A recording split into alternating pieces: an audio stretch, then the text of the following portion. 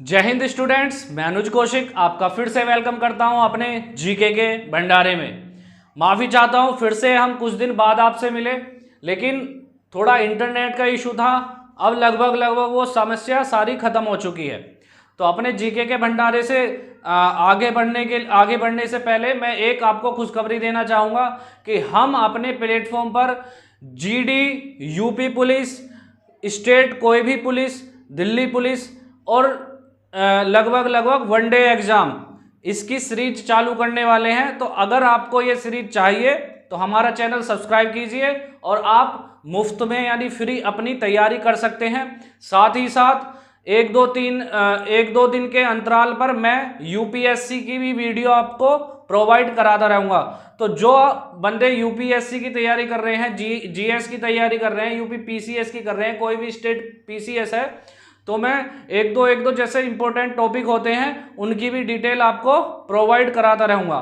तो हमसे जुड़ने के लिए सब्सक्राइब कीजिए चैनल, बेल आइकन प्रेस कीजिए ताकि वीडियो का नोटिफिकेशन आप पर पहुंच जाए।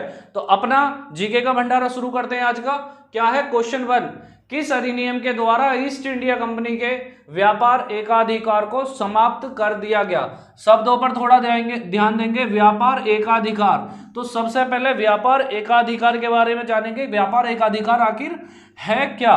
तो व्यापार एकाधिकार का मतलब है जब ईस्ट इंडिया कंपनी भारत देश में व्यापार करने के लिए आई तो ब्रिटेन से वो एक मोनोपोली लेकर आई। मोनोपोली माने क्या होता है?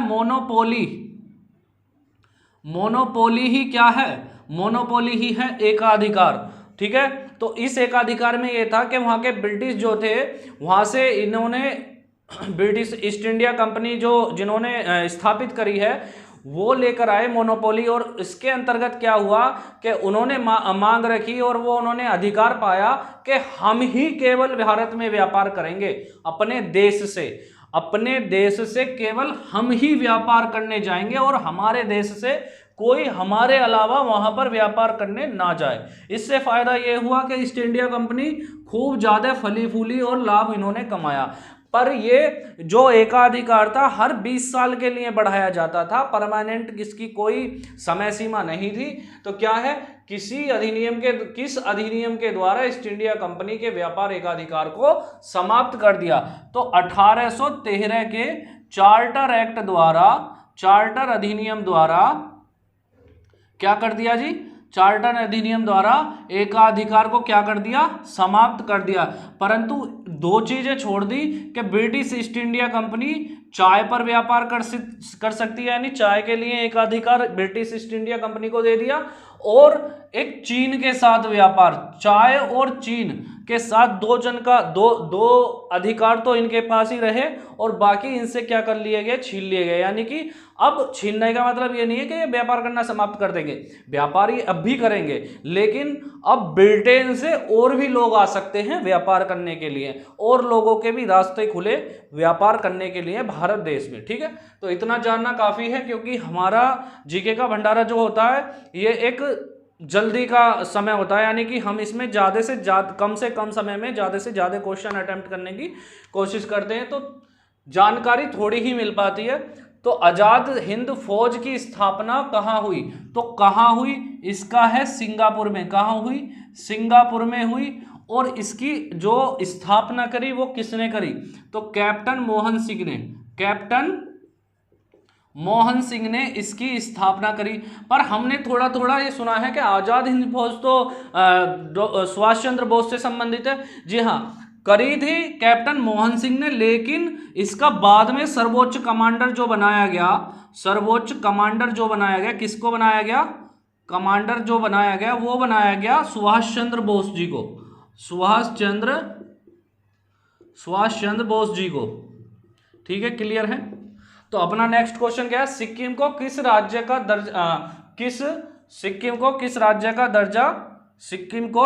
दर्जा किस वर्ष दिया गया? राज्य का दर्जा, क्योंकि पहले सिक्किम हमारे भारत देश का राज्य नहीं हुआ करता था, है ना। तो भारत ये एक स्वतंत्र राज्य था। इस पर कौन शासक करता था, यहाँ पर इस पर कौन शासन करता था, शासक कौन था इसका शासक था चोंग्याल नाम से एक राजा था, जो पहले सिक्किम पर राज करता था। और सिक्किम क्या था, पहले स्वतंत्र स्टेट था, है ना। फिर क्या हुआ, 35वें संविधान संशोधन द्वारा 35वें संशोधन द्वारा क्या हुआ, 35वें संविधान संशोधन द्वारा ये चीज हुई कि सिक्किम को पहले सिक्किम की संरक्षक जो था वो भारत देश था, तो सिक्किम की संरक्षित को हटाकर सिक्किम को सह राज्य बना लिया। यानी सिक्किम को 35वें संविधान 1974 के द्वारा क्या बना लिया, सिक्किम को सह राज्य का दर्जा मिल गया। क्या इसका मिल गया, सह राज्य, कि सिक्किम जो होगा वो क्या होगा, भारत का ही एक लगा हुआ राज्य है, जिसका भरण पोषण कौन करेगा, भारत ही करेगा। पर एक संविधान संशोधन और आया 36वां, जिसके तहत दूसरे को कर दिया गया खत्म, और क्या कर दिया गया, 1974 में हुआ, तो 1975 में सिक्किम को भारत का पूर्ण राज्य बना लिया गया। क्या बना लिया गया, पूर्ण राज्य का दर्जा दिया गया। बात क्लियर है। तो कौन सा राज्य, सिक्किम जो है कौन सा राज्य बना भारत का, जब तक भारत के 21 राज्य बन चुके थे और 22वां कौन मिला, 22वां राज्य कौन मिला, सिक्किम मिल गया। बात क्लियर हो गई। तो हम समझ चुके हैं कि राज्य का दर्जा किस वर्ष दिया गया और किस प्रकार से दिया गया। इंपॉर्टेंट क्वेश्चन है, कई बार छप चुका है, आ चुका है। अगला क्वेश्चन है हमारा, राज्य के भौतिक तत्व क्या है। भौतिक तत्व से मतलब है राज्य, मान लिया मुझे राज्य बनाना है एक, तो मेरे को क्या क्या चीज चाहिएगी, कि मुझे क्या चीज चाहिएगी जो मैं राज्य बनाऊं। जैसे आपने थोड़ा सा न्यूज वगैरह देखते होंगे, तो यहाँ से एक बाबा जी भागे थे, तो उन्होंने एक द्वीप बनाया, एक आइलैंड पे अपना देश बना लिया, जिसका नाम है कैलाशा। तो मैं यही बताना चाह रहा हूं आपको कि अगर मुझे एक राज्य बनाना हो तो मुझे क्या क्या चीज चाहिएगी। तो सबसे पहले मुझे फर्स्ट नंबर चाहिएगा भूभाग। क्यों, क्योंकि भाई भूभाग तो चाहिए ही चाहिए।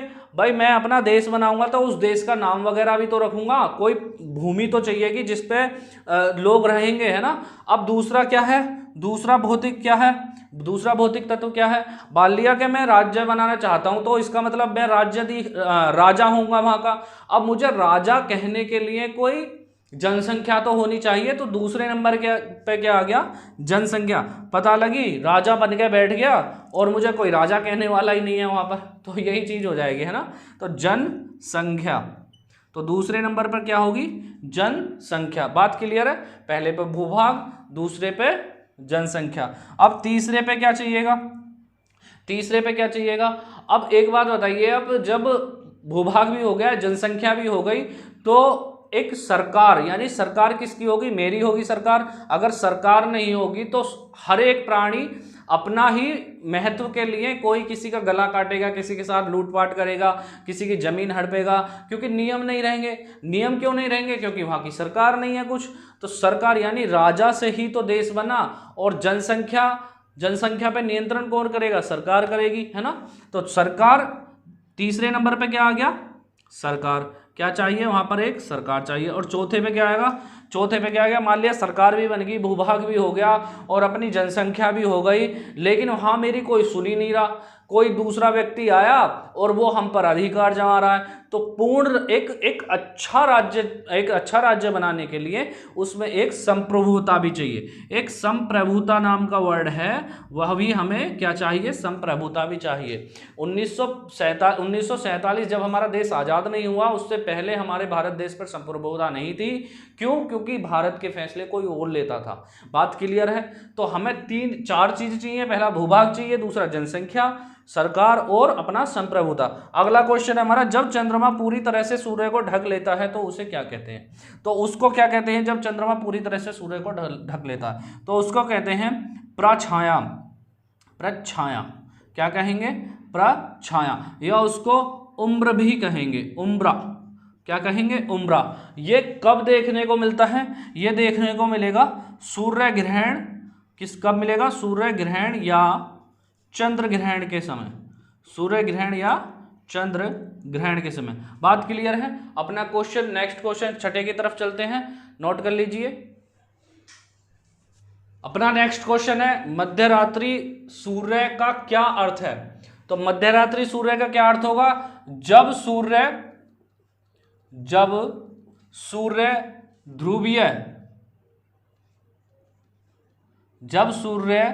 ध्रुवीय व्रत में ज्यादा देर तक चमकता है। क्या? ज्यादा देर तक चमकता है तो क्या उसे क्या कहते हैं? मध्यरात्रि सूर्य कहते हैं। यह स्थिति कहां देखने को मिलती है? नॉर्वे में। कहां देखने को मिलती है? नॉर्वे में। छाप लीजिए, क्वेश्चन आएगा। बालों का सफेद ग्रे हेयर होना किसकी वजह से होता है? तो एक तत्व होता है, क्या होता है? मेलानिन। क्या होता है? मेलानिन जो होता है वो एपिडर्मल कोशिका में पाया जाता है। कहां पाया जाता है? एपिडर्मल कोशिका में। कहां पाया जाता है? एपिडर्मल कोशिका में।